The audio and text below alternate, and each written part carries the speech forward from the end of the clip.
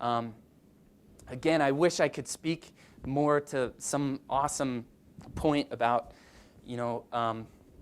having earned or garnered my own business knowledge, but I don't think that I have. I think I'm just a guy who's saw an opportunity and I took a chance and I've worked really hard, and I don't think I have some of the talents that other people may have.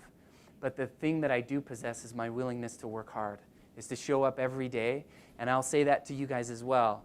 9 times out of 10, hard work beats talent. So if you have a goal and you have an idea, stick with it. I'll finish with my final story is, how many of you guys have heard of Rustico? Do you guys know? You may not have heard of it, but I'm sure you've seen them. They're the leather-bound Book of Mormons and journals. They're kind of all over. They're really cool. So one of my friends, probably about 12 years ago, back in my hippie days, wanted a leather-bound journal. He's like, this would be rad, right? But he couldn't find one that he liked. So he goes out, like the hippie he is, and carves out his own leather sheet, binds it to a Book of Mormon, or binds it to a journal, and makes his own journal. And enough people start seeing it, they're like, wow, that's really cool. Would you do that for me? And he's like, yeah, buy me the materials and I'll hook it up for you.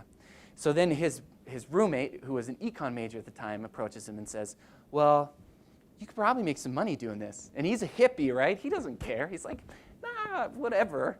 So his roommate's like, no, seriously, we could make some good money doing this. So he goes, all right, let's look into it. So they kind of do it on the side. They start this business, Rustico. And they have, because his roommate is in the entrepreneurship school, they submitted as a business model to one of their teachers, and I forget his name, but he's still here. It would be ironic if it was the professor that introduced me today, but they take it to him, and the business model required American manufacturing. And you want to know what their professor said? He said, no way. He's like, no way can you make a business succeed in America today with American manufacturing.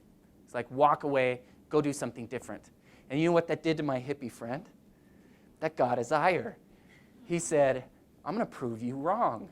And he did. He quit school, dropped out of school, and went out and started Rustico.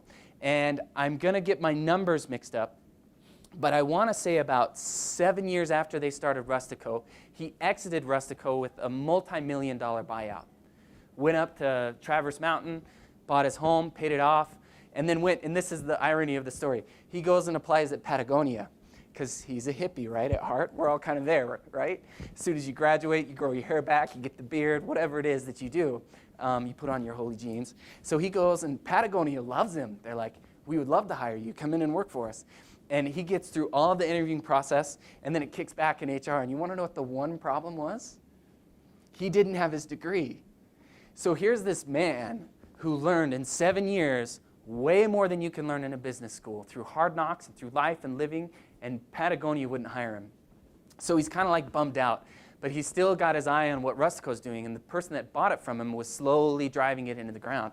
So 2 years later, he approaches this guy. It's now a depreciated asset. He says, look, I'd like to buy Rustico back. At that point, the business owner who was driving it in the ground is like, I could care less about Rustico. I just want to make it out by the skin of my teeth.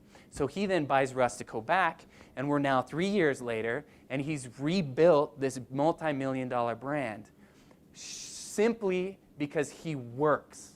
Not because of talent, not because of anything else other than, and it's not even a great business model, but because he works. He shows up and says, day in and day out, I'm going to prove that professor wrong. They have a picture of that professor on the wall with the letter where he said, this is a bad idea, you guys failed the class or whatever it was. He has it on the wall. And it's that fire that he burns to feed that desire to make something great.